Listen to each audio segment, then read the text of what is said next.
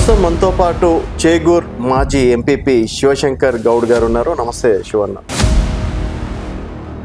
శివన్న మొత్తానికి 10 సంవత్సరాలు ఎంపీపీగా పదవి కాలం కంప్లీట్ అయ్యింది. సో ఈ 10 సంవత్సరాల రాజకీయం బాగా నేర్చుకున్నారా? ప్రజలే ముఖ్యం, రాజకీయం అనేది ఒక పార్ట్ అంతే. సో ఈరోజు కొత్తూరు మండలంలో కావచ్చు, నందిగాం మండలంలో కావచ్చు, శివశంకర్ గౌడ్ అనేది ఒక బ్రాండ్. శివశంకర్ గౌడ్ దగ్గరికి వెళ్తే పనులు అయిపోతాయి. ఇంత షార్ట్ టర్మ్లో శివశంకర్ గౌడ్ ఏ విధంగా కీ రోల్గా మారింది ఈరోజు? ఏ పార్టీలో అయినా కానీ అరే శివ అన్నట్టు ఇట్లా ఉండాలి, అంటే రాజకీయం చేసి ఇట్లా చేయాలి.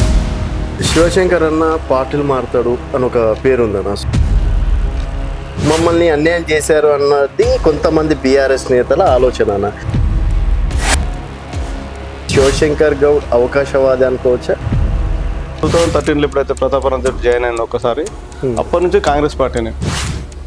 బీఆర్ఎస్ పార్టీలకు ఏది ఎంపీ ఎలక్షన్లకు పోయినాం, అట్లా పోయినాం, ఇట్లా వచ్చినాం. వాస్తవం కూడా బీఆర్ఎస్ పార్టీ గురించి చెప్తే కొంతమంది తలకాయ మీదకి లేపరు. నేను ఎక్కడున్నా కానీ ఏదంటే అది చేయగలుగుతా.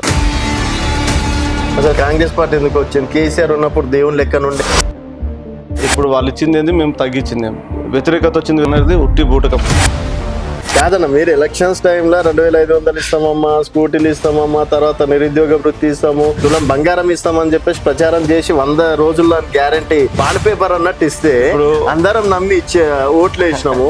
ఈరోజు ఏమి ఇచ్చిందన్న?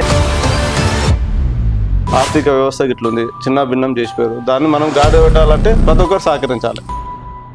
మీరు ఇంటికి పెద్దనా సరే, 100 అప్పులు ఉంటాయి మనకి, 100 బయట తీటలు ఉంటాయి. సో మీరు ఇంట్లో ధైర్యం చెప్తారా, లేకపోతే నా పరిస్థితి ఇట్లుంది అని చెప్పేసి చెప్పుకుంటే ఇంట్లో ధైర్యం కోల్పోరా? ఒక ముఖ్యమంత్రి స్థానంలో కూర్చోబెట్టినప్పుడు రేవంత్ అన్నని నేను ఎట్లయినా సరే ముందర లాగుతా అని చెప్పాలి, కానీ కోసిన రూపాయి రాదు, దొంగల లెక్కను చూస్తున్నారు, చెప్పులు ఎత్తుకుపోయేటోళ్ళ గేదేం మాట.